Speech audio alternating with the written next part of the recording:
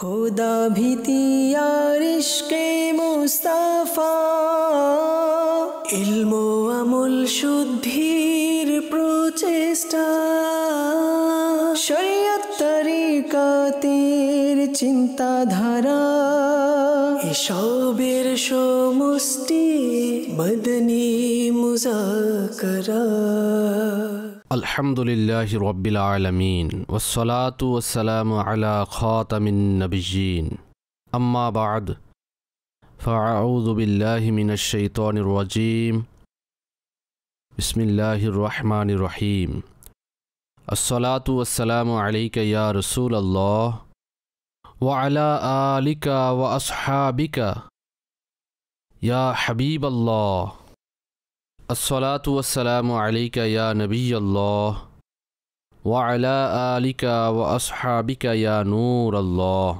জিয়ায়ে দুরুদ সালাম এর পৃষ্ঠা নম্বর 13 থেকে প্রিয় নবী সাল্লাল্লাহু আলাইহি ওয়া আলিহি ওয়াসাল্লামের বাণী, যে ব্যক্তি স্বীয় মজলিস থেকে আল্লাহ পাকের জিকির ও রাসূল সাল্লাল্লাহু আলাইহি ওয়াসাল্লামের প্রতি দুরূদ শরীফ পড়া ব্যতীত উঠে গেল, সে যেন দুর্গন্ধযুক্ত মৃতের পাশ থেকে উঠল।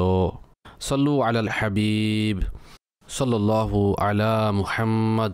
আপনারা প্রশ্ন করুন, প্রত্যেক প্রশ্নের উত্তর বিসওয়াব অর্থাৎ যথাযথ সঠিক হবে এমনটি আবশ্যক নয়, তবে সঠিক উত্তর প্রদানের চেষ্টা করব। ভুল করতে দেখলে তৎক্ষণাৎ আমাকে সংশোধন করবেন। আমাকে এদিক সেদিক কথা ঘুরিয়ে নিজের কথার উপর অটল থাকতে নয়, বরং কৃতজ্ঞতার সাথে নিজের ভুল স্বীকার করতে দেখবেন ইনশাআল্লাহুল করিম। সল্লু আলাল হাবিব সাল্লাল্লাহু আলা মুহাম্মদ। অনেকেরই এই অভ্যাস রয়েছে যে স্থান কালপাত্র না দেখে লোকদের কটূক কথা শুনিয়ে দেয়। এর কারণে অনেকে মনের মধ্যেও কষ্ট পায়। এছাড়া তারা এই কথাটা নিঃসংকোচে স্বীকার করে নেয়। তাদের এই আচরণ কতদূর পর্যন্ত সঠিক? যদি স্বীকার করে নেয় যে মনে কষ্ট পায় তাহলে তো ভালো বিষয়, কারণ তার কাছে বেঁচে থাকার উপাদান রয়েছে কিছু না কিছু। অন্যথায় এও বলতে শোনা যায় যে আমি কাউকে ভয় পাই না, কারো বাপকেও না, হক কথা সামনে বলতে পারি। আর যে বিষয়টাকে সে হক মনে করছে হয়তো সত্যি সেটা হক হতে পারে, তবে সামনে বলাটাও কি হক? এতটাই জ্ঞান সম্পন্ন? তো এভাবে অনেকে বলে, আর কটু কথা বলার মাধ্যমে সম্পর্ক ছিন্ন করে অন্যের সাথে, এবং মানুষের মনে কষ্টও দেয়, যা স্পষ্টত গুনাহের কাজ।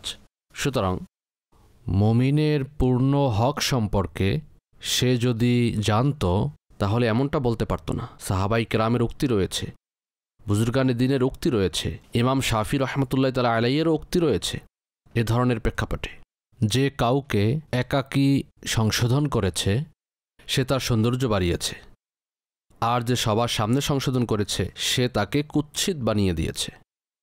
তো সবার সামনে প্রত্যেক বিষয়ে সংশোধন করতে নেই। কিছু বিষয়ে থাকতে পারে যে সংশোধন করলেন সবার সামনে, যেমন উস্তাদের সঙ্গে সকল ছাত্র বসা আছে, বুঝিয়ে কাউকে সংশোধন করল, সেটা ভিন্ন বিষয়।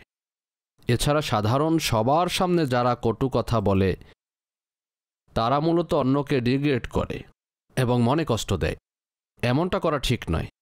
তওবা করতে হবে, ক্ষমাও চাইতে হবে যদি কারো মনে কষ্ট দিয়ে থাকে। তাহলে সল্লু আলাল হাবিব সাল্লাল্লাহু আলা মুহাম্মদ।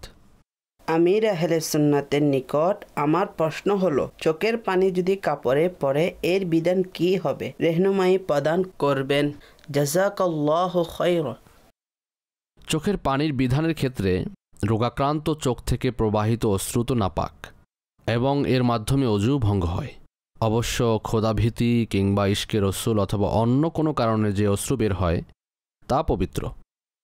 ইমাম হাসান বসরি রহমতুল্লাহ তাআলা আলাইহি এর ঘটনা যে তিনি ছাদের উপর ছিলেন আর নিচ থেকে কেউ যাচ্ছিলেন, তো কয়েক ফোঁটা অশ্রু তার শরীরে পড়ে। তখন সে প্রশ্ন করল, এই পানি কেমন? নাপাক তো নয়? জবাবে তিনি বললেন, কাপড় ধুয়ে নিও, একজন গুনাহাগারের অশ্রু। সুতরাং এটা বিনয় ছিল হাসান বসরির। এটা তো এমন অশ্রু ছিল যদি কারো উপর পড়ে তাহলে সে পবিত্র হয়ে যাবে। সল্লু আলাল হাবিব সাল্লাল্লাহু আলা মুহাম্মদ। আমির আহলে সুন্নাতের নিকট আমার প্রশ্ন হলো, গলতুল আম ও গলতুল আওয়াম এর মধ্যে পার্থক্য কি?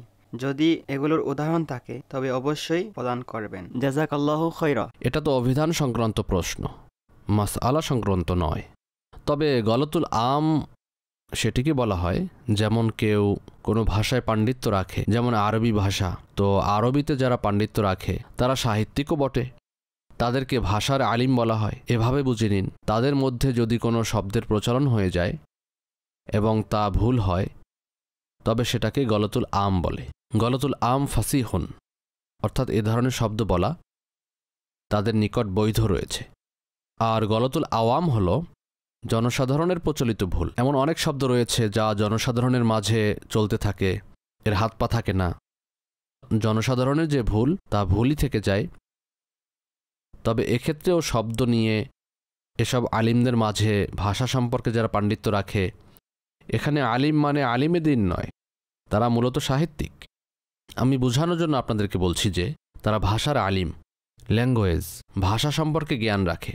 ভাষায় এমন বেশ কিছু শব্দ রয়েছে যা পূর্বে ছিল, এখন নেই, নতুন যুক্ত হয়েছে, পূর্বে ছিল না। এছাড়া বিভিন্ন ভাষা থেকেও নেওয়া হয়েছে।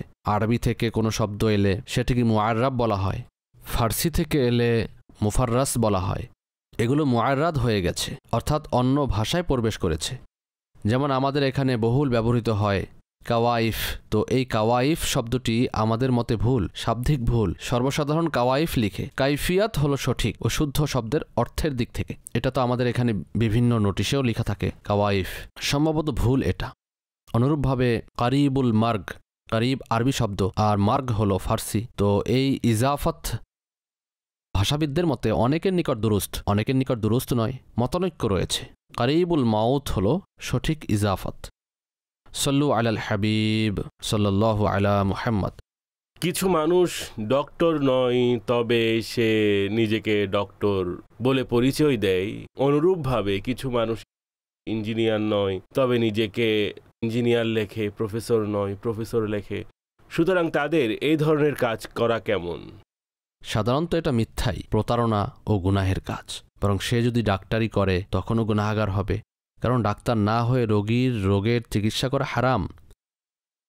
যদি প্রকৃত ডাক্তার না হয়ে, কবিরাজ না হয়ে কারো চিকিৎসা করে তবে তা আইনিভাবেও নিষেধ এবং শরঈভাবেও নিষেধ। আমাদের মধ্যে অনেকে লেকচারারকেও প্রফেসর বলে। লেকচারার এক জিনিস, প্রফেসর আরেক জিনিস। হয়তো লেকচারারকেও লেকচারার বললে লজ্জিত হয় এবং প্রফেসর বললে সে আনন্দিত হয়, এমনটাও হতে পারে। প্রফেসর তো অনেক পরে হয়, এর জন্য কয়েক বছর লেগে যায়। তা সাধারণত অল্প বয়স্ক কোনো যুবক প্রফেসর হতে পারে না, এর বেশ কিছু ধাপ রয়েছে।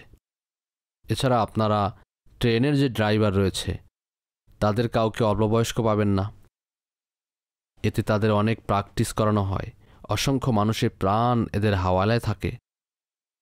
আর ট্রেনের ইঞ্জিন বগিতে যদি বসে না থাকেন তবে আমি পরামর্শ দিব কখনো বসবেন না, ভয়ে আতঙ্কিত হয়ে আপনার কিছু হয়ে যেতে পারে। মানে আমি দেখেছি, এজন্য বলছি।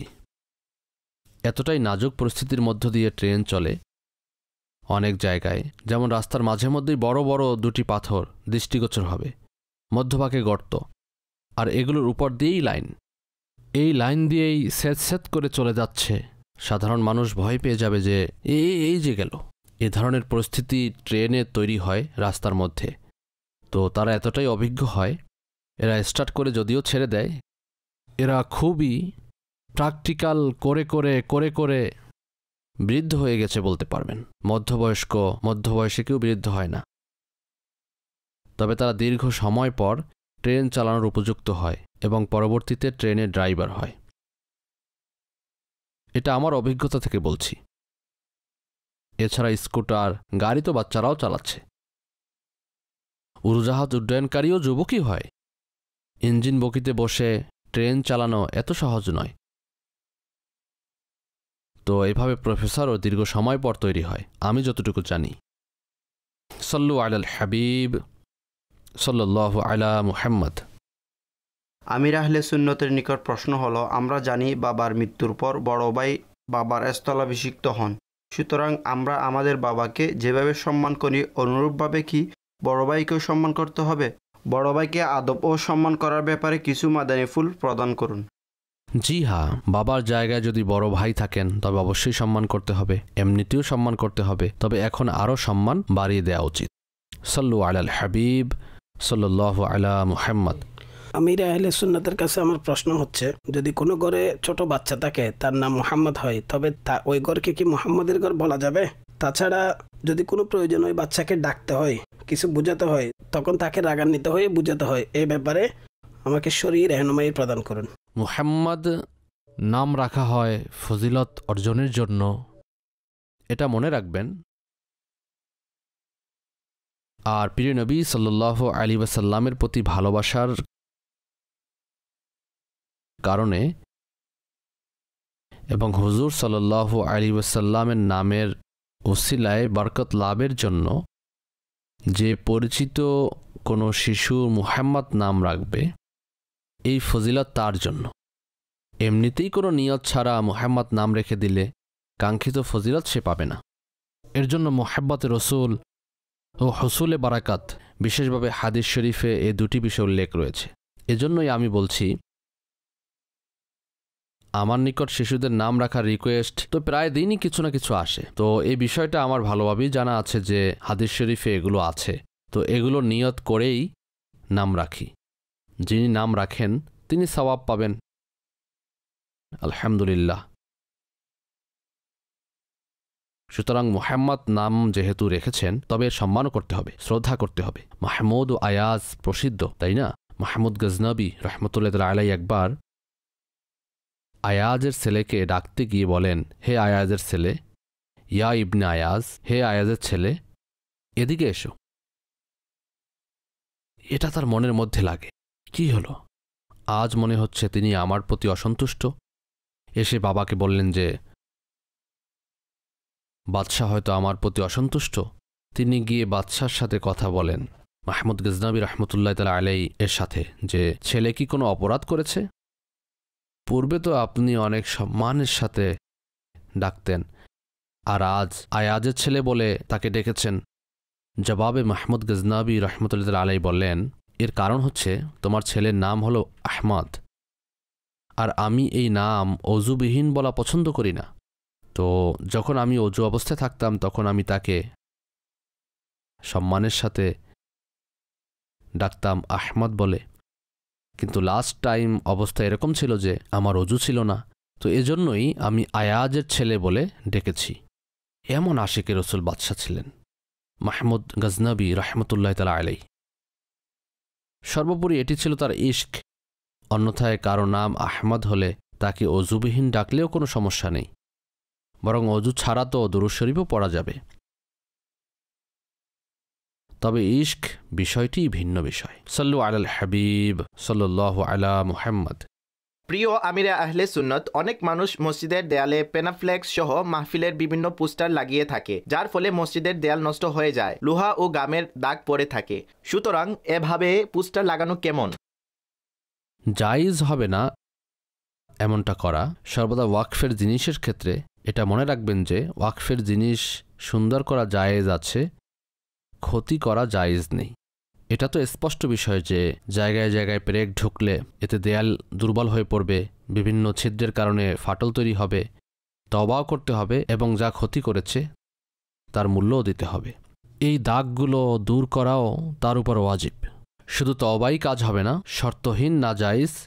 জি হ্যাঁ, স্পষ্টত এই কাজের জন্য এগুলো নয়।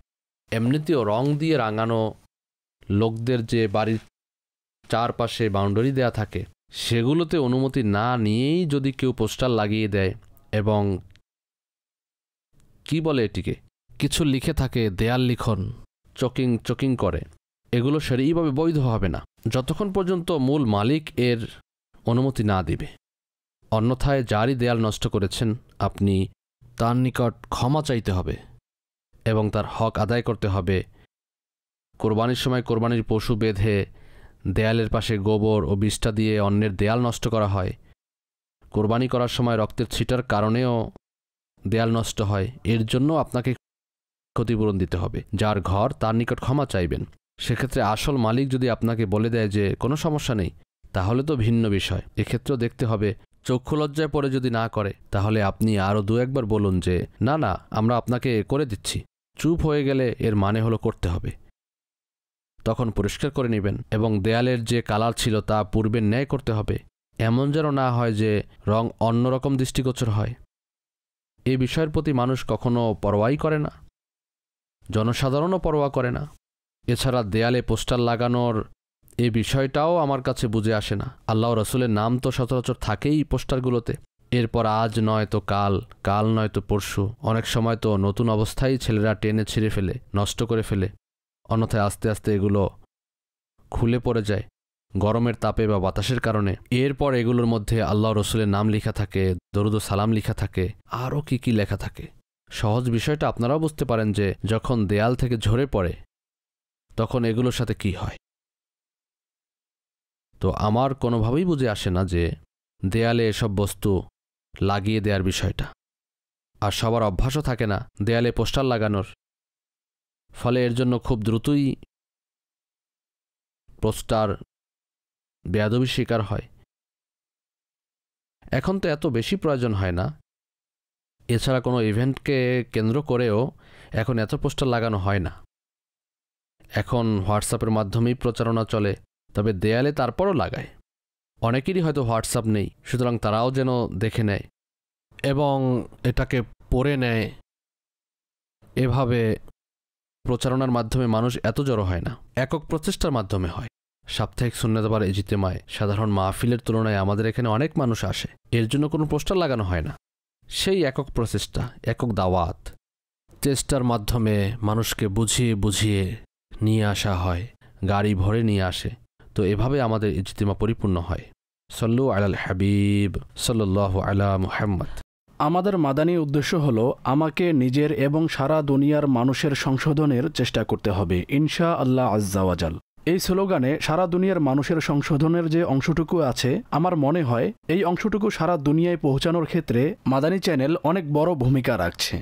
আর ইনশাআল্লাহ খুব দ্রুত ও শীঘ্রই এই বার্তা সারা দুনিয়ায় পৌঁছে যাবে ইনশা আল্লাহ। হুজুর, এই মাদানী উদ্দেশ্য প্রদানের ধারণা কখন, কিভাবে ও কোথায় এসেছে উত্তর প্রদান করবেন। আমার শ্রদ্ধেয় বাবার জন্য বিনা হিসাবে ক্ষমা লাভের দোয়া করবেন। আমাদের সবার জন্য মদিনায় যাওয়ার দোয়া করবেন। আমিন। আল্লাহ পাক বারবার মদিনা দেখার তৌফিক দান করুন আপনাকেও এবং আমাদের সবাইকে। সারা দুনিয়ায় দাওয়াত ইসলামীকে পৌঁছে দেওয়ার ক্ষেত্রে নিঃসন্দেহে মাদানী চ্যানেলের বড় একটা ভূমিকা রয়েছে। তবে এর পূর্বে দাওয়াত ইসলামী বেশ কিছু রাষ্ট্রে পৌঁছে গিয়েছিল, তবে মাদানী চ্যানেলের ভূমিকা আছে। এমন অসংখ্য মানুষ রয়েছে যারা দাওয়াত ইসলামীর সাথে পরিচিত ছিল না, তারা মাদানী চ্যানেলের মাধ্যমে পরিচিতি পায়, কাছে আসে এবং পরিবেশের সাথে সম্পৃক্ত হয়। এ ধরনের ইসলামী ভাইও আছে, এখানেও অনেক আছে। অভিমত দেওয়ার সময় অনেকে বলে যে আমরা মাদানী চ্যানেল দেখতাম, কাজেই আকাঙ্ক্ষা তৈরি হলো যে আমরা ফয়জানে মদিনায় গিয়ে ইতিকাফ করব। তো আলহামদুলিল্লাহ, এভাবে মাদানী চ্যানেলের মাধ্যমে অনেক জায়গায় দিন পৌঁছানো আমাদের জন্য সহজ হয়েছে, নামাজি বাড়ানো সহজ হয়েছে, সুন্নাতের উপর আমল করাতে সহজ হয়েছে। অনেকের সম্পূর্ণ পরিবার মাদানী চ্যানেলের মাধ্যমে আমার মনে হয় দাওয়াত ইসলামীর সাথে সম্পৃক্ত হয়েছে এবং নামাজি হয়েছে। এজন্য মাদানী চ্যানেলের উপকারিতাকে তো কেউ অস্বীকার করতে পারবে না। আর দিন দুপুরে সূর্যের অস্বীকার অন্ধ ব্যক্তিই করতে পারে, কোনো দৃষ্টিসম্পন্ন ব্যক্তি করতে পারে না। সুতরাং যেহেতু লাভ হয়েছে সেহেতু মাদানী চ্যানেল চালানো উচিত। এটিকে আল্লাহ পাক চালু রাখুন, আমাদের তৌফিক দান করুন যেন আমরা এর জন্য শারীরিকভাবে, আর্থিকভাবে যে সাহায্যের প্রয়োজন আছে তা করতে পারি, অর্থাৎ এর পেছনে সময় দেয়া, প্রচারের জন্য দাওয়াত দেয়া, আল্লাহ সম্পদ দিয়ে থাকলে এর পিছনে সম্পদ ব্যয় করা, যেন এটা চালু থাকে। কারণ এর মধ্যে কোনো অ্যাড নেই, এটা চলে মানুষের অনুদানের উপরে এবং দান সাদকার মাধ্যমে। সল্লু আলাল হাবিব সাল্লাল্লাহু আলা মুহাম্মদ। জামাতের ব্যাপারে প্রচলিত কিছু ভুল প্রথা এবং সংক্ষিপ্ত প্রশ্ন উত্তর। কিছু লোক অজু করে তৎক্ষণাৎ মসজিদে প্রবেশ করে, যার ফলে অজুর পানি মসজিদ প্রাঙ্গণে ঝরে পড়ে। মসজিদ প্রাঙ্গণে পানির ফোঁটা পড়লে কি গুনাহগার হবে? অজুর পানির ফোঁটা ফোঁটা মসজিদের ফ্লোরের মধ্যে ঝরে পড়া এটা মাকরুহে তাহরিমি, নাজাইজ ও গুনাহ।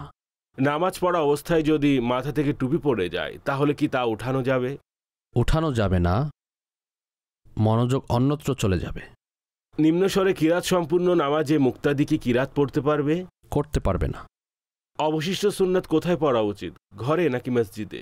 ঘরেও পড়া যাবে, তবে বর্তমান পরিস্থিতি এতটাই নাজুক যে যদি কেউ ঘর থেকে পড়ে যায় তবে অন্যরা ভাববে সে সুন্নাত পড়ে না, এজন্য মসজিদে পড়া উচিত। ইমামের সূরা ফাতিহা সম্পূর্ণ করার পর কি মুক্তাদি আমিন বলবে? জি হ্যাঁ, আমিন বলবে, তবে আস্তে। জামাত চলাকালীন কারো মোবাইল বেজে উঠলে কি করবে? যদি আমলে কালিল দ্বারা সামান্য কর্ম অর্থাৎ দর্শনকারী এমন যেন না ভাবে যে সে নামাজে নেই, কিংবা ধীর অনুমেয় হলো যে সে নামাজে নেই, সেক্ষেত্রে এটি আমলে কাসির হবে। সুতরাং আমলে কালিল দ্বারা যেমন পকেটে আছে, সেক্ষেত্রে মনোযোগ নামাজে রেখেই বাটনের চাপ দিয়ে বন্ধ করে দিবে। এটা যদি সম্ভব হয় তাহলে এই শর্ত সাপেক্ষে করতে পারবে, কোনো সমস্যা নেই। পার্শ্ব পকেট হলে? পার্শ্ব পকেটে হলে রুকু থেকে ওঠার সময় সামি আল্লাহু লিমান হামিদা বলে এভাবে বন্ধ করে দিবে। তবে এটা অনেক মুশকিল বিষয়, কারণ বাটন সাধারণত ওইভাবে থাকে না। যেমন এই মোবাইলের পাশে যে বাটন আছে চাপার জন্য, তা পকেটে থাকলে ব্যবহার করা কষ্ট হয়। জি, কভারে আবদ্ধ থাকে, অনেক কভারে ঢাকা থাকে। চাপ এতটা একুরেট নিশানায় গিয়ে লাগবে এবং বন্ধ হয়ে যাবে, সেটা মুশকিল কাজ রয়েছে। আর কোন রাস্তাও তো নেই, এদিকেও থাকে বাটন। তবে আমি অনেককে দেখেছি অল্প একটু পকেটে হাত ঢুকিয়ে বন্ধ করে দেয়, একবার চেষ্টা করে। এখন কিভাবে করে আমার অভিজ্ঞতা নেই, তবে তারা বন্ধ করে দেয়। হ্যাঁ, সাইডে একটি রয়েছে মোবাইলের সাইড, জি জি, সেটিকে চাপ দিলে মোবাইল সাইলেন্ট হয়ে যায়। অনেকের জানা থাকে যে এটা সাইড বাটন। এক্সপার্ট যারা এক্সপার্ট তাদের জানা থাকে, এক্সপার্ট যারা আছে এ বিষয়ে এক্সপার্ট আছে, এর ব্যবহার করতে করতে এক্সপার্ট হয়। এর গভীরতা অনেক, সব জানার জন্য তো সম্পূর্ণ কোর্স করা উচিত। বাকিটা তবে ব্যবহার করতে করতে কিছু বিষয়ে ব্যবহারকারী নিজেই শিখে ফেলে। আমি এটা নোট করেছি, অন্যদের জিজ্ঞাসা করে করে সে শিখে নেয় এভাবে। অর্থাৎ আমলে কলিল দ্বারা করতে পারবে? জি হ্যাঁ, আমলে কালিল দ্বারা অর্থাৎ স্বল্প আমল, কাসির মানে অধিক আমল। অধিক আমল অর্থাৎ আমলে কাসির এর সংজ্ঞা হলো, দর্শনকারী যদি মনে করে যে নামাজে নেই, কিংবা দৃঢ়ভাবে এই ধারণা মস্তিষ্কে গেঁথে যায় যে আরে ভাই মনে হয় না সে নামাজে। যেমন যদিও আপনি এক হাতে করছেন, এভাবে দেখে বন্ধ করে দিয়েছেন, কিন্তু যিনি দেখছেন এটাই ভাববে যে সে নামাজের মধ্যে নেই, সেক্ষেত্রে নামাজ ভেঙে যাবে। আমলে কালিল দ্বারা যদি বন্ধ না হয় আর আওয়াজ এত পরিমাণে যে অন্যদের ডিস্টার্ব হচ্ছে, সেক্ষেত্রে নামাজ ভঙ্গ করতে হবে। আমলে কাসির দ্বারা হলেও ভঙ্গ করতে হবে। আর যদি একাকী নামাজ পড়ে আর এদিকে ফোনের টোন বাজতে থাকে এবং নামাজে কোনো সমস্যা না হয়, তাহলে ঠিক আছে। অন্যান্য সাউন্ডও তো আসতে থাকে, সঙ্গে এটাকেও বরদাস্ত করুন, ভবিষ্যতে খেয়াল রাখবেন। আমির আহলে সুন্নাত খুবই চমৎকার কথা একদিন বলেছিলেন যে মোবাইলের রিংটোন রয়েছে, সেটা হলো মোবাইলওয়ালাদের পরিচয়। নিশ্চয়ই এটা তার পরিচয়। দেখুন, এমন ব্যক্তি যে মিউজিকে খুবই আসক্ত, সে যদি রিংটোনের জন্য গালমন্দ ছাড়া আর কিছু না পায়, তখন সে কি বলবে? আর কিছু নেই, কি করব? সেক্ষেত্রে কি সে মা বোনদের নিয়ে গালমন্দ শুনবে? স্বভাবতই সে কখনো শুনবে না। তো মিউজিক কেন শুনেন ভাই? মিউজিক তো গালির মতোই গুনাহের কাজ। আল্লাহ আল্লাহ আল্লাহ। মসজিদে জামাতে নামাজ পড়া কি জরুরি? জি হ্যাঁ, মসজিদে জামাতের সাথে নামাজ আদায় করা যদি শরঈ অপারগতা না থাকে তাহলে ওয়াজিব। জামাতের সহিত নামাজ পড়া অবস্থায় জামাত শেষের সঙ্গে সঙ্গে পেছনে গেলে কি গুনাহগার হবে? যদি অন্য কারো সমস্যা হয়, যেমন কেউ পিছনে নামাজ পড়ছে আর সে সামনে এভাবে দাঁড়িয়ে গেল, আর যদি চেহারা ফিরিয়ে দাঁড়ায় নামাজের সামনে, সেক্ষেত্রে তো সে গুনাহগার হবে। আর যদি দাঁড়ানোর ভঙ্গিই এমন হয় যে দ্রুত সালাম ফিরাও, আমি বের হব, আর নামাজিও জানে যে সে বের হওয়ার জন্য এমনটা করছে, সুতরাং এগুলো তো বিঘ্নতা সৃষ্টি করার মতো কাজ নামাজের মধ্যে। কাজে স্বাভাবিকভাবে পিঠ করে নামাজের সামনে বসে যান, মুখ ফিরিয়ে বসবেন না। বের হওয়ার জন্য এত ব্যস্ততা কিসের? জানি না মানুষ কেন এত অশান্ত হয়ে পড়ে। হ্যাঁ, যদি কারো কোনো কষ্ট না হয় তবে ছড়িয়ে পড়া ভালো। এটা ভালো বিষয়, যাতে পরে আগমনকারী এটা না মনে করে যে জামাত হচ্ছে, দ্বিধাদ্বন্দ্বে না পড়ে। তবে যদি লোক সমাগম এত বেশি হয় যে বাইরে বেরোতেই পারবে না, কিংবা বেরোলে কারো কাঁধে লাগবে, কারো পায়ে লাগবে, সেক্ষেত্রে যেখানে ফরজ পড়ছেন সেখানেই সুন্নত পড়ে নিন। নামাজের সামনে দিয়ে যাওয়া বাইরে যাওয়ার জন্য এটা তো গুনাহের কাজ। পিছনে যাওয়ার ক্ষেত্রে কখনো গুনাহ হবে, কখনো গুনাহ হবে না, শর্ত আছে। ভিড়ের মাঝে পিছনে যাওয়ার চেষ্টা না করাই ভালো হবে, সেখানেই সুন্নত পড়ে নিন। আর যদি ভিড়ের মধ্যেও পাশ দিয়ে গলির ন্যায় জায়গা খালি থাকে তাহলে সেদিক দিয়ে বেরিয়ে পড়ুন, অবস্থা বুঝে কাজ করতে হবে। কবরে দাফন করা কি আবশ্যক নাকি অন্য কোনো পন্থা আছে দাফন করার? সমুদ্রপথে জাহাজের মধ্যেই যদি কেউ ইন্তেকাল করে তবে জাহাজেই নামাজ পড়বে আর কাফন জড়িয়ে ভাসিয়ে দেয়া হয়। দাফনের এই বিষয়টা অপারগ অবস্থায়, অর্থাৎ সমুদ্রে হলে তখন, অন্যথায় মাটি খনন করে করতে হবে। এর অর্থ হল মাটি খনন করে এরপর লাশ সেখানেই দাফন করবে। অবশ্য এ ধরনের প্রচলনের কথা কোথাও শুনিনি যে কবরের চারপাশে দেয়াল তৈরি করে, বক্স তৈরি করে। আমি দেখেছি। আচ্ছা, তবে আমি দেখিনি। আমি দেখেছি। এক্ষেত্রে সুন্নতের খিলাফ হবে। হ্যাঁ, জায়েজই হবে না। সল্লু আলাল হাবিব সাল্লাল্লাহু আলা মুহাম্মদ। আমির আহলে সুন্নাতের নিকট আরজ হলো এই পন্থীটির ব্যাখ্যা বলে দিন। अर्श से जिस पे तस्लीम नाजिल हुई उस सराए सलामत पे लाखों सलाम। এই পংক্তিটিতে আলা হযরত রাহমাতুল্লাহ আলাইহি এই হাদিস শরীফের দিকে ইশারা করেছেন। জিবরাইল আমিন আলাইহিস সালাম প্রিয় নবীর দরবারে হাজির হয়ে আরজ করলেন, ইয়া রাসূলুল্লাহ সাল্লাল্লাহু আলাইহি ওয়াসাল্লাম আপনার নিকট খাদিজা রাদিয়াল্লাহু তাআলা আনহা পাত্র নিয়ে আসছেন যাতে খাবার ও পানি রয়েছে। যখন তিনি চলে আসবেন তখন তাকে তার রব ও আমার সালাম জানাবেন, আর এর সুসংবাদও প্রদান করবেন যে জান্নাতে তার জন্য মতি দিয়ে একটি ঘর বানানো হয়েছে, যাতে না কোনো হট্টগোল হবে না কোনো কষ্ট। এই হাদিসের দিকে আলা হযরত পংক্তির মাধ্যমে ইশারা করেছেন। আরশ সে জিসপে তসলিম নাজিল হুই উস সারায় সালামত পে লাখো সালাম। সুবহানাল্লাহ। অর্থাৎ তিনি খাদিজাতুল কুবরা যার জন্য আরশ থেকে সালাম এসেছে, আর সারায় সালামত জান্নাতের সেই মহল, জান্নাতের প্রতিটা মহলই সালামত। তবে এর বৈশিষ্ট্য বর্ণনা করা হয়েছে যে এতে না হট্টগোল হবে আর না কষ্ট। তো এমন মহল রসূলের স্ত্রী খাদিজাতুল কুবরা রাদিয়াল্লাহু তাআলা আনহার জন্য রয়েছে। হুজুর, এর ব্যাখ্যায় এও লেখা হয়েছে যে উম্মুল মুমিনিন হযরত সাইয়্যিদাতুনা খাদিজাতুল কুবরা রাদিয়াল্লাহু তাআলা আনহা যে ঘরটিতে থাকতেন, যেখানে নবী করিম সাল্লাল্লাহু আলাইহি ওয়াসাল্লাম তশরিফ রাখতেন, সেটিকে এতটা আরামদায়ক, শান্তিদায়ক ও চমকপ্রদ রেখেছিলেন, যার বিনিময় ও প্রতিদান হিসেবে আল্লাহ পাক তাকে জান্নাতে এমন ঘরে সুসংবাদ দিয়েছিলেন যেখানে হট্টগোল হবে না। সুবহানাল্লাহ, সুবহানাল্লাহ, মাশাআল্লাহ। সেই ঘরের স্থানটি দেখেছেন আপনি? সেই ঘরের স্থান বলা হয় যে এই জায়গায় মর্যাদাবান ঘরটি ছিল বিবি খাদিজাতুল কুবরা রাদিয়াল্লাহু তাআলা আনহা এর, আর এটি মারওয়ার দিকে বাইরের অংশ। এখন তো মর্যাদাবান ঘরটি ঢেকে দেয়া হয়েছে কয়েক দশক আগে। আমিও সেই পবিত্র ঘরের জিয়ারত করিনি, তখনও সেই জায়গাটি খালি ছিল। তবে অনেকে বলে যে এখানে সেই মর্যাদাবান ঘরটি ছিল। সল্লু আলাল হাবিব সাল্লাল্লাহু আলা মুহাম্মদ। হুজুর, আপনি সর্বদা আলা হযরত ইমাম আহমদ রেজা খানের নাম নিতেই থাকেন, মাশাআল্লাহ। এটার কারণ কি? আলা হযরতের বিষয় কিছু আলোচনা করে দিন। মাশাআল্লাহ।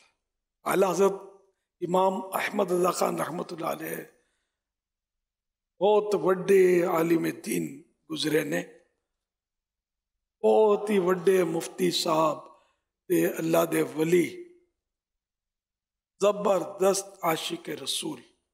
इन्हों दे फतावा रजविया 30 जिल्दा विच है। ये बोलते कि 30 को, हाँ 30 जिल्दा विच है, बड़े बड़े हिस्से। इंसान पढ़ भी ना सके किवें लिखा होएगा। दूजी किताबा भी हैं, तर्जमा कुरान करीम भी है, कंजुल ईमान शरीफ। बहुत ही बड़े आलिम थे। अल्लाह इन्हां दे उत्ते रहमतां नाजिल फरमावे, इन्हां दे सदके सानू बेहिसाब बख्शे। सल्लू अलल हबीब सल्लल्लाहु अलैहि वसल्लम। প্রিয় মুর্শিদ, আপনার নিকট আমার প্রশ্ন হলো, যদি কাতারে কোনো নাবালিক শিশু দাঁড়িয়ে যায় তাহলে কি কাতার পূর্ণ হয়ে যাবে? তাছাড়াও সেই কাতারে যারা নামাজ পড়বে তাদের নামাজ কি জামাতের সাথে নামাজ বলে গণ্য হবে? আর যদি কাতারের মাঝখানে কোথাও কোনো জায়গা খালি থাকে, অর্থাৎ কোনো রকম গ্যাপ থাকে, সেক্ষেত্রে জামাতের কি বিধান হবে? অনুগ্রহ করে উত্তর প্রদান করুন। জাযাকাল্লাহু খায়রা। নাবালিগ শিশু যদি এমন হয় যে নামাজ সম্পর্কে জানে, সেক্ষেত্রে কাতার পূর্ণ করার সময় সে একাকী হলে জামাতে প্রথম কাতারে দাঁড়াতে পারবে। এখন প্রশ্ন হলো, নামাজের মধ্যে এমন কোনো নামাজি জামাতের মধ্যে অংশগ্রহণ করলো যার উপর মূলত কোনো নামাজই নেই, এ ধরনের কোনো কারণ রয়েছে তার মধ্যে, সেক্ষেত্রে তো সে কাতারে গণ্য হবে না। আজকাল তো কাতারে অনেক ত্রুটি দেখা যায়, ঠিকমতো সোজা হয় না, গ্যাপ থাকলে তা পূর্ণ করা উচিত। অর্থাৎ যেমন ধরুন কাতারে গ্যাপ আছে আর সে গ্যাপটি ডান দিকে রয়েছে, অর্থাৎ ফাঁকা আছে, এমতো অবস্থায় যেদিকে ইমাম রয়েছে সেদিকে গ্যাপ পূর্ণ করে অগ্রসর হতে থাকবে। তো এভাবে মানুষ অগ্রসর হলে গ্যাপ পূর্ণ হয়ে যাবে। তবে মাসআলা অনেকে জানে না, দু একজন হয়তো চলে যাবে যাদের মাসআলা জানা আছে, অন্যরা যাবে না, আর তার ব্যাপারে ভাবতে থাকবে যে নামাজের মধ্যে চলে গেল, সে কিছুই জানেন না। জনসাধারণের মধ্যে এও প্রচলিত রয়েছে যে ডান পায়ের বৃদ্ধাঙ্গুল জায়গা থেকে নড়তে পারবে না, পেরেক ঠোকার ন্যায় যেন মজবুত হয়। ভুল ধারণা, এ ধরনের কিছু নেই। নামাজের মধ্যে প্রয়োজন সাপেক্ষে 2 কদম চলার অনুমতি রয়েছে। কাতার সর্বাবস্থায় সোজা করা ওয়াজিব, এখন কাতার পূর্ণ করাও ওয়াজিব। গ্যাপ না রাখা উচিত কাতারের মধ্যে, তবে গ্যাপও থাকে, গোড়ালি এদিক সেদিক থাকে, আকপিছ হয়ে দাঁড়ায় অনেকে। এক্ষেত্রে যদিও বা আমি 100% বলতে চাই না, তবে চেক করলে হয়তো এরকমটাই হবে। সতর্কতাস্বরূপ 99 বলে দেই। এখানে তো শুধু তারা 4-5 জন রয়েছে, তাদেরও কাতার সোজা হয় না। এখন আপনারা যা বলার বলতে পারেন। তো আপনাদের এত লম্বা লম্বা কাতার কিভাবে ঠিক হবে বুঝেই আসে না, কি কারণে এমনটা হয়। অনেক চেষ্টা করেছি, কাতার সোজাই হয় না, সোজা হয়ে দাঁড়াই না। কেউ সামনে দাঁড়ায়, কারো গোড়ালি পিছনে বেরিয়ে থাকে। তাছাড়া কষ্ট করে যদি কাতার সোজা করেও নেয়, তবে নামাজের মাঝখানে কেউ পা আগে টেনে আনবে, কেউ আবার পিছন দিকে, বাস হয়ে যায়। তাদের এটা জানাই নেই যে যদি নামাজে কোনো কারণে আকপিছ হয়ে যায়, পা পিছলে গিয়েছে, সরে গিয়েছে, তাহলে আবার ঠিক করা যায়। নামাজে যদি নিজেকে একটু সচেষ্ট রাখে, তাহলে কষ্ট করে হলেও কাতার সোজা রাখা সম্ভব। অনেকে জানেনই না। এখন একজনের শুধু জানা থাকলে সে কি করবে, কার সাথে সে অ্যাডজাস্ট করবে? কারণ একজন এদিকে আরেকজন ওই দিকে। এখন মাঝে যিনি দাঁড়িয়ে আছেন তার মাসআলা জানা আছে যে কাতার সোজা রাখতে হবে, এমত অবস্থায় সে কোন দিকে যাবে? যেদিকে যাক তখনও কাতার বাঁকাই থাকবে। এখন সকল মুসল্লিদের জন্য কাতার কোর্স হওয়া উচিত আমার মতে। আমাদের এখানে কাতার নিয়ে যতটা সমস্যা তা অন্য কিছুতে নেই। অর্থাৎ আমি বহুদিন ধরে নোট করছি, কাতার সোজাই হয় না, কোনো কাতারই ঠিক থাকে না। ইল্লা মাশা আল্লাহ, কালে ভাদ্রে কাকতালীয়ভাবে যদি হয়ে যায় তাহলে হতে পারে, তবে হয় না। কেউ করতেও পারবে না। আপনি দাঁড়িয়ে হয়তো চেষ্টাই করতে পারবেন, কারো বুঝেই আসবে না। আপনি শুধু শুধু বলবেন, আল্লাহই ভালো জানেন কি সমস্যা। তবে নামাজে কাতার সোজা রাখা ওয়াজিব। পায়ের গোড়ালি এবং কাঁধ এগুলো সবার বরাবর হতে হবে। অন্য একদিক থেকে তীর নিক্ষেপ করলে যেন সোজা বেরিয়ে যায় দেয়ালের দিকে, কাতার এমন হবে। কিন্তু এখানে হয়তো প্রথম জনকে পার করে দ্বিতীয় জনকেই আঘাত করবে, তীর সামনে অগ্রসরই হবে না। এটা আমি উদাহরণ দিলাম বোঝানোর জন্য। অর্থাৎ এতটাই সোজা করা উচিত কাতার। এখন মসজিদের ইমামই বা কী করবে? এলানই করতে পারবে, কাতার সোজা করুন, খালি জায়গা পূরণ করুন, কালো দাগ যে রয়েছে এর উপর পায়ের গোড়ালি রাখুন, এভাবে শুধু এলানই করতে পারবে। আর কি করতে পারবে? সাল্লু আলাল হাবিব সাল্লাল্লাহু আলা মুহাম্মদ। শিশুদের ব্যাপারে আপনি যা ইরশাদ করেছেন, যেমন শিশুদের কাতার কেমন হবে, এই ক্ষেত্রে মূল সমস্যা হলো যে ব্যক্তি নিজের সাথে শিশুদের নিয়ে আসে, সে বলে শিশু আমার সাথে দাঁড়াবে। এখন তাকে কিভাবে বলবেন শিশুকে পেছনে পাঠান? এতে করে একই কাতারের মধ্যে 6 থেকে 7 জন, এমনকি 8 জন শিশু দাঁড়িয়ে আছে, সে তার বাবার সাথে দাঁড়িয়েছে বা অন্য কারোর সাথে দাঁড়িয়েছে। যদি বলা হয় শিশুকে পেছনে পাঠান, তাহলে বলে না না, শিশুকে পেছনে পাঠানো যাবে না, ঝগড়া শুরু করে দেয়, পেছনে পাঠাবে না। সুতরাং সেই শিশুকে কাতারেই দাঁড় করিয়ে দেয় নিজের সাথে, যেন শিশু এদিক সেদিক না হয়ে যায়। আর যদি শিশুদের পেছনে পাঠিয়ে দেয় তাহলে সকল শিশু একসাথে হয়ে যাবে। অথবা তারা পেছনের কাতারে দাঁড়িয়ে যে অবস্থা তৈরি করবে সেটা আবার আলাদা। এর সমাধান কি? এর সমাধান হলো যে সকল শিশুরা এ ধরনের অবুঝ অবস্থায় রয়েছে তাদের জন্য মসজিদ নয়, তাদের জন্য খেলার মাঠ। এরা মসজিদকেই খেলার মাঠ বানিয়ে ফেলে, দৌড়দৌড়ি করে, তারাবির মধ্যে হয়তো আরও বেশি বিশৃঙ্খলা দেখা দেয়। তাছাড়া জুমার দিন আর ঈদের দিন তো আছেই। তো শিশুদের না নিয়ে আসা উচিত। মায়েরা বাবাদের প্রতি জিদ করে যে সন্তানকে নিয়ে যান, আমি একটু শান্তিতে শ্বাস নেই, অর্থাৎ এতক্ষণ আমাকে বিরক্ত করেছে, এখন নামাজিদের বিরক্ত করুক, তাদের একটু স্বাদে ভিন্নতা আসুক দুষ্টামির ক্ষেত্রে। এ ধরনের শিশুদের আনয়নকারী গুনাহগার হবে, যারা মসজিদের নির্জন গাম্ভীর্যতাকে নষ্ট করে দেয়, দৌড়দৌড়ি করে। জানাও রয়েছে যে সে মসজিদে দুষ্টামি করবে, আমার সন্তান এমনই, এমন শিশুদের না নিয়ে আসা উচিত মসজিদের মধ্যে। এর উত্তর সাধারণত এটাই দেওয়া হয় বড়দের পক্ষ থেকে যে মসজিদে না নিয়ে গেলে শিশুদের কিভাবে প্রশিক্ষণ হবে, তারা মসজিদের আদব কোত্থেকে শিখবে, নামাজ শিখবে কোথায়, এর সংশোধন হবে কিভাবে যতক্ষণ না মসজিদে আসবে। জি হ্যাঁ, ব্যবসা শেখানোর জন্য তার সামনে টাকার বান্ডেল দিয়ে দিন, মৌজ করবে। আপনি যেখানে বসেন ক্যাশ গণনার জন্য সেখানে বসিয়ে দিন, শিখতে গিয়ে কিছু নোট ছিঁড়ে ফেলবে, তারপর শিখে যাবে। শুধু মসজিদই রয়ে গেল নাকি যেখানে শিশুরা বিশৃঙ্খলা করবে এবং দৌড়দৌড়ি করার মাধ্যমে তারা শিখবে? এমনটা নয়। হয়তো গুটি কয়েকজন বলে আর সবাইকে বোঝানো কষ্টকর, তবে কাতার সোজা করার বিষয়টি প্রায় সবাইকে বোঝানোই কষ্টকর। আমরা তাদের সরল কোয়ালিটির বলি আঞ্চলিক ভাষায়, অর্থাৎ এরা কোনো কিছুই বুঝে না। সবাই এমনটা হয় না, তবে অনেকে এমন হয়, বোঝানোই যায় না। যদি কেউ তাদের বুঝাতে যায় তার গায়ে পড়ে যাবে, পিছে হটতে হবে তাকে। আল্লাহ হেদায়েত দিক। আর যারা শুনেছেন বোঝার চেষ্টা করুন। আমি নিজের ঘরের কথা বলছি না, আল্লাহর ঘরের কথা বলছি। এর আদব জরুরি, আমাদের ঘরের ন্যায় মসজিদ নয়। মসজিদকে সম্মান করা আবশ্যক। আর মসজিদ এসব কাজের জন্য তৈরি হয়নি যে এগুলোর মধ্যে হৈ হুল্লোড় হবে, শিশুরা দৌড়াবে, একজন আরেকজনের সাথে কাবাডি খেলবে, এর জন্য নয়। অর্থাৎ শিশুরা কি করে? যখন নামাজের প্রস্তুতি নেওয়া হয়, মানুষ দাঁড়িয়ে আছে, তখন তারা ভদ্রতার সাথে কাতারে দাঁড়িয়ে থাকে। আর যখনই তাকবীরে তাহরিমা বলে, সবাই হাত বেঁধে নেয় এবং বোধ সম্পন্নদের এমন কেউ নেই যে নামাজে নেই। তখন তারা বলে এখন ময়দান খালি। তখন তারা এগুলো করে। তবে এতটুকু বোঝে যে জ্ঞানীদের কেউ যদি নামাজে না থাকে তবে আমাদের ধমক দিবে, কিন্তু নামাজ ভেঙে আমাদের কেউ ধমক দেবে না, এতটুকু বুঝে। এরপর রুকুতে গিয়ে এভাবে এমন এক ধাক্কা দেয় যাতে সকলের কাতার ভেঙে যায়। এ ধরনের কর্মকাণ্ড শিশুরা করে, আর এটা দেখে অনেকে হি হি করে হাসে। তাছাড়া ঝগড়াঝাটি, পাড়াপাড়ি ও হুড়োহুড়ি মসজিদের মধ্যে করে। এ ধরনের বাচ্চাদের না নিয়ে আসা উচিত, গুনাহগার হবে। যদিও বোধ সম্পন্ন হয়, সে তো বোধশক্তির পরিচয় এভাবে দিচ্ছে যে একে অপরের সাথে ঝগড়া করে, একে অপরের পিছনে দৌড়দৌড়ি করে এবং হৈ হুল্লোড় করে।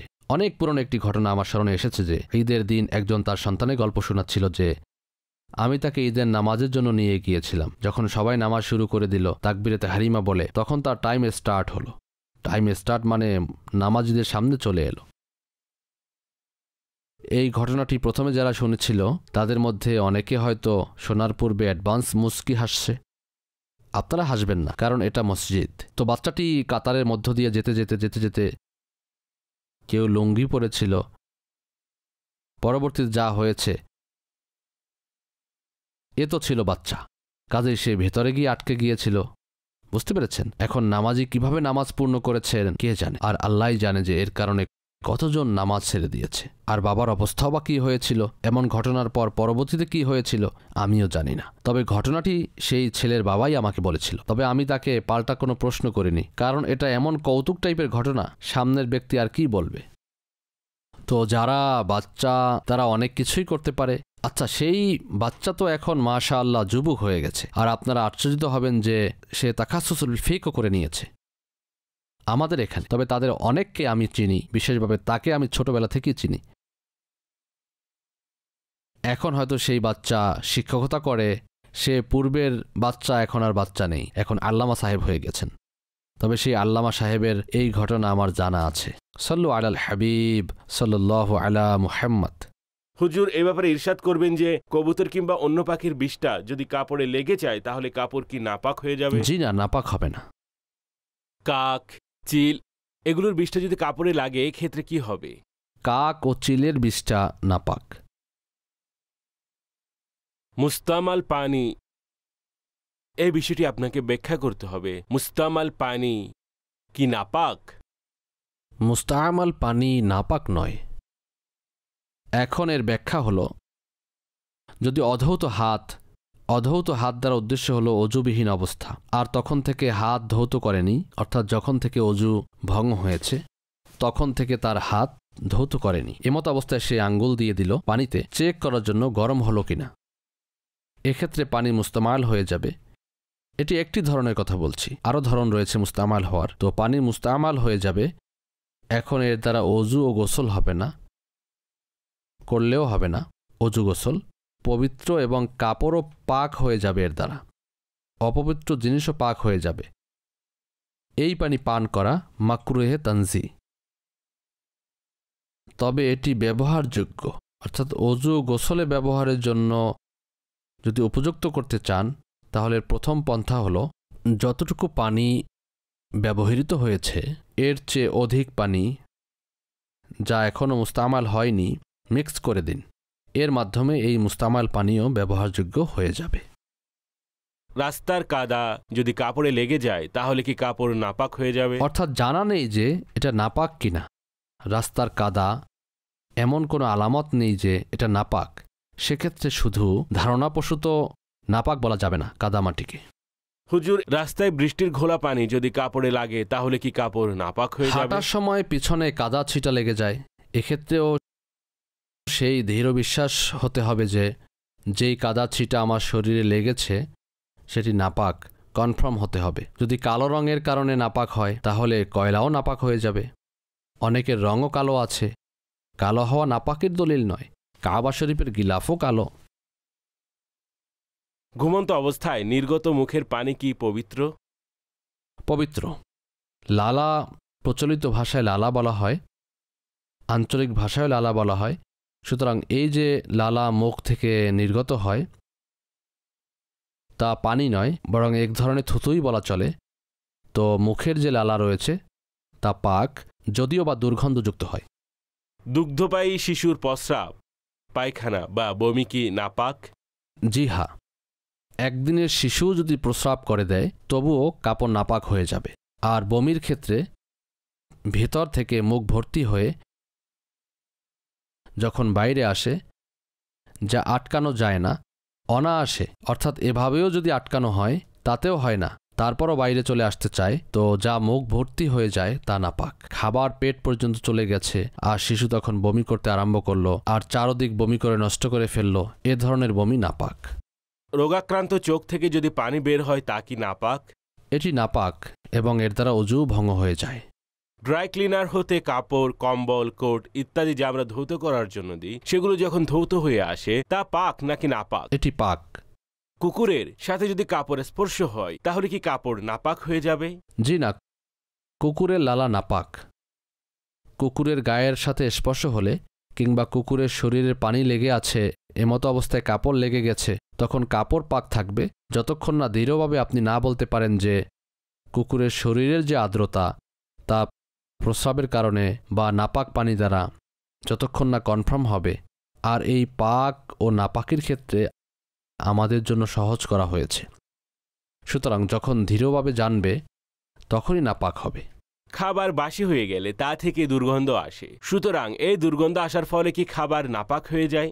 পাক থাকে, কথা হলো খাবার পাক থাকে, তবে যে খাবার নষ্ট হয়ে গেছে যদিও বা পাক, তবে তা খাওয়া হারাম। অনেক সময় খাবার নষ্ট হয়ে যায় আর অনেকে খেয়েও নেয়, যদিও পাক তবে খাওয়া হারাম, কেননা স্বাস্থ্যের জন্য তো এটা ক্ষতিকর। এক্ষেত্রে কথা হলো যেমন বিরিয়ানি বা পোলাও থেকে দুর্গন্ধ আসছে নষ্ট হওয়ার কারণে, তবে এগুলোর ভেষজ এত সহজে নষ্ট হয় না, কাজেই সম্পূর্ণ পাতিল বা ডেকচি ফেলে দেওয়ার প্রয়োজন নেই। এর ভেষজগুলো রেখে দিন, ভেষজগুলো আলাদা করে অথবা ধুয়ে রেখে দিন, এগুলো ফ্রেশ থাকবে। আপনাদের আমি অভিজ্ঞতা থেকে বলছি, আপনারা চাইলে ট্রাই করতে পারেন। তাছাড়া মশলাও অনেক দামি জিনিস, গোশতও অনেক দামি জিনিস, অনেকে মনে করে সবকিছু নষ্ট হয়ে গেছে। তো ভেষজ বা অন্যান্য অংশ ধুয়ে ঘ্রাণ নিলেই বুঝতে পারবেন। যদি নষ্ট না হয় তাহলে খেয়ে নিন বা ব্যবহার করে নিন। আর যদি দীর্ঘ সময় থাকে তাহলে হয়তো ভেষজও নষ্ট হয়ে যাবে। তবে অল্প সময়ে ভেষজ নষ্ট হয় না, খাবার দ্রুত নষ্ট হয়। তাছাড়া যে খাবার টক থাকে তা আরও দ্রুত নষ্ট হয় সেই খাবার। যার উপর গোসল ফরজ তার ঘামও কি নাপাক? না, ঘাম পাক, তবে যেখানে নাজাসাত লেগে আছে সেই নাজাসাত থেকে ঘাম নির্গত হলে তা নাপাক। তবে স্বভাবতেই সমস্ত শরীরে তো নাজাসাত থাকে না, সুতরাং পিঠ থেকে ঘাম নির্গত হলে তা পাক, কপাল থেকে ঘাম নির্গত হলেও তা পাক। সল্লু আলাল হাবিব সাল্লাল্লাহু আলা মুহাম্মদ। প্রিয় মুর্শিদ, আপনার নিকট আমার প্রশ্ন হলো, যখন আমরা কোনো প্রশ্ন উত্তর জানার জন্য মাদানী মুজাকরায় কল করি তখন অবশিষ্ট মাদানী মুজাকরা ফ্যামিলির সবাইকে নিয়ে পরিপূর্ণ মনোযোগ সহকারে দেখি এবং শুনি, কারণ না জানি কখন আমার প্রশ্নের উত্তর চলে আসে। সুতরাং অবশিষ্ট মাদানী মুজাকরা এই নিয়তে শ্রবণ করা যে আমার কল না জানি কখন চলে আসে, এই ব্যাপারে রেহনুমাই প্রদান করুন। জাযাকাল্লাহু খায়রা। হ্যাঁ ভাই, ফতোয়া কি দিবেন?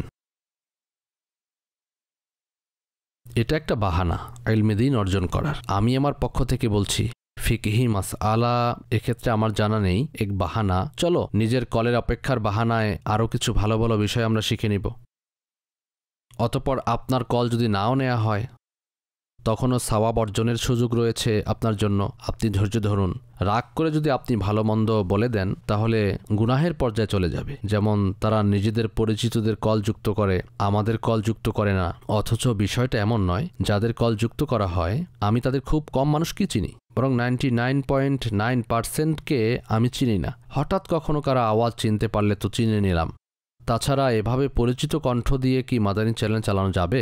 গুটি কয়েকজনের প্রশ্ন শুধু চলবে। এটা এখন আপনার জন্য পরীক্ষা যে কুধারণা করা যাবে না, ধৈর্য ধারণ করা, রাগম্বিত হয়ে কিছু না বলা, জিহ্বায় লাগাম লাগাতে হবে। তো এভাবে ধৈর্য ধরে রাগ সংবরণ করার সওয়াব হয়তো আপনি পেতে পারেন। আমি আশা করি পেয়ে যাবেন, কেননা রাগ সংবরণ করা সওয়াবের কাজ যদি আল্লাহর জন্য রাগ সংবরণ করে নেয় কেউ। সুতরাং অপেক্ষা করুন, অনেক মানুষ অপেক্ষায় থাকে। এখানে এত বেশি প্রশ্ন আসে, তো কার কার প্রশ্ন মাদানী চ্যানেলে পিসিআর থেকে তারা যুক্ত করবে। তাছাড়া অনেক কলের রেকর্ডিং ঠিকভাবে হয় না, অনেকের প্রশ্ন এমন থাকে যা চ্যানেলে জনসাধারণের নিকট প্রচার করার মতো নয়, কারণ নিজস্ব নীতিমালা সহ আমাদের রাষ্ট্রীয় আইনের বিভিন্ন বিধিবিধানের প্রতিও আমাদের লক্ষ্য রাখতে হয়। প্রতিটি প্রশ্ন আমরা চাইলেও চালাতে পারবো না, অন্যথায় মাদানী চ্যানেলই চলবে না। তো এজন্য ছাঁটাই করতে হয়। কাজেই ধরে নিবেন প্রশ্নের মধ্যে হয়তো কোনো ত্রুটি ছিল। আর এ সকল নীতিমালা সবাই তো আর জানে না। যখন মাদানী চ্যানেল ছিল না তখন আমরাও জানতাম না। এখন তো জানি যে এক্ষেত্রেও সাবধান থাকতে হবে, এটাও পরিহার করতে হবে, এটা বলা যাবে না, সেটাও বলা যাবে না। এমন কি, যেমন আমাদের এখানে পশু জবাই করা হয় কুরবানির দিন, তখন আমরা জবাই করার দৃশ্য দেখাই না, আইন আছে, দেখাতে পারবো না। বুঝতে পেরেছেন? মাদানী চ্যানেলকে বাঁচাতে হবে। মাদানী চ্যানেল বাঁচানোর স্লোগান অব্যাহত থাকবে এবং তা বাস্তবায়নও করব। নিয়ম ভাঙলে হয়তো একবার ভাঙতে পারবো, কিংবা দুইবার, কতবার ভাঙা যাবে? তো যারা জোশে এসে চ্যানেলের মধ্যে অনেক কিছু বলে ফেলে, পরবর্তীতে যাদের বিরুদ্ধে বলেছিল তারা তার মাথায় এসে পড়ে অন্য দেশের আইন ভঙ্গ করলে, যেহেতু মাদানী চ্যানেল অন্য দেশেও চলে, তখন করে দিবে $50 লাখ জরিমানা, নয়তো বলবে মাদানী চ্যানেল সরাও এখান থেকে। এভাবে কোনো দেশ তুলে দিলে তখন কি করব? $50 লাখ কোত্থেকে আনব দেওয়ার জন্য? এভাবে চিন্তা ভাবনা করে পৃথিবীর সকল রাষ্ট্রকে সঙ্গে নিয়ে আমাদের চলতে হয়। আমাদের দেশে কোনো বিধিনিষেধ থাকলেও অন্য দেশ ঠিকই বলবে, খবরদার, আমাদের দেশে চ্যানেল চালাতে দিব না, কিছু করবে না, শুধু বলবে চালাতে দিব না, নয়তো $এত কোটি রাখো, এরপর রিনিউ করব তোমাদের চ্যানেল। সুতরাং আমরা চাইলেও তা করতে পারবো না। জনসাধারণ মনে করে আরে এরা ভয় পায়। হ্যাঁ, আমরা ভয় পাই, আমাদের তো নেকির দাওয়াত দিতে হবে।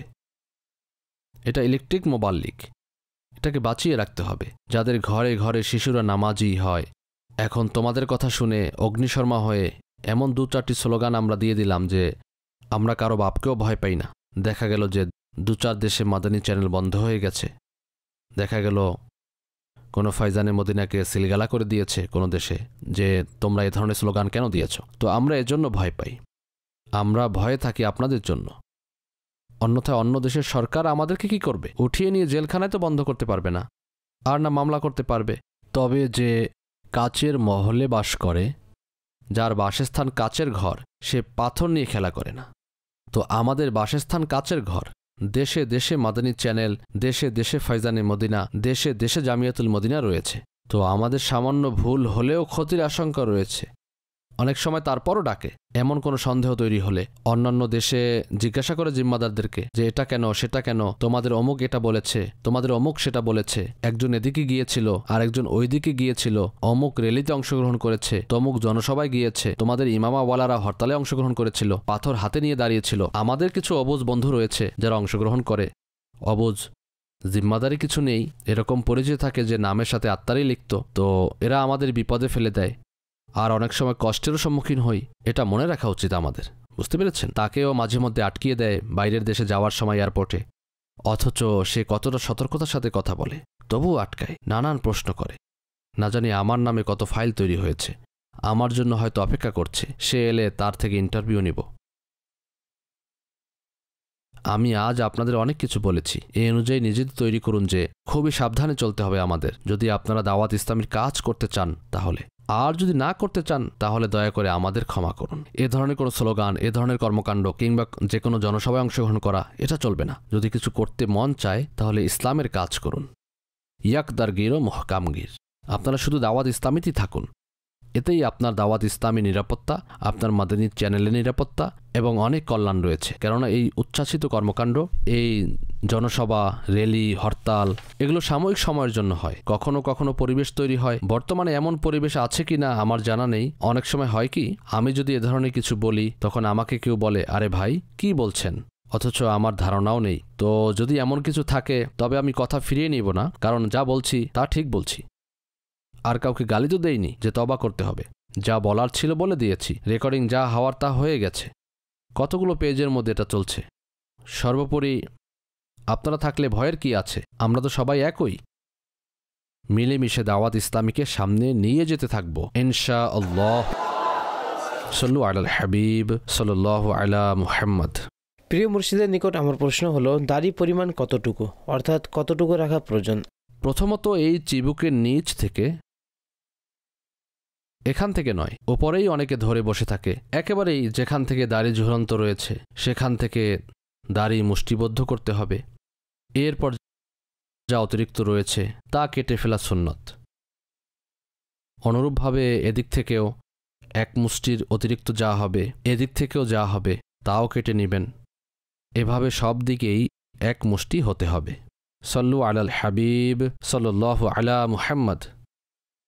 নকল দাঁত কি লাগানো যাবে? নকল দাঁত, হ্যাঁ, লাগানো যাবে। গোসলের পর কি অজু করা পানির অপচয় হবে? প্রয়োজন নেই, শুধু সন্দেহের কারণে করেছিল যে জানি না অজু আছে নাকি নেই। গোসলের পর যেহেতু কাপড় পরিবর্তন করেছি তো অজু ভেঙে গিয়েছে। জনসাধারণের মাঝের প্রচলন আছে যে কারো সতর দেখে ফেললে কিংবা নিজের সতর খুলে গেলে অজু ভেঙে যায়। এভাবে অজু ভঙ্গ হয় না। এক্ষেত্রে তার জ্ঞান আরও বাড়ানো উচিত যে এ কারণে অজু ভঙ্গ হয় না। আচ্ছা, এখন যেমন আসরের নামাজ পড়েছি এক অজুর মাধ্যমে, এখন মাগরিবের নামাজের সময় হয়েছে, এক্ষেত্রে নতুন নামাজের জন্য নতুন অজু করা হলো মুস্তাহাব। সাল্লু আলাল হাবিব সাল্লাল্লাহু আলা মুহাম্মদ। खुदा भीती यार इश्के मुस्ताफा, इल्मो আমল শুদ্ধির প্রচেষ্টা, শরিয়ত তরিকাতের চিন্তাধারা, এসবের সমষ্টি মদনী মুজাকরা।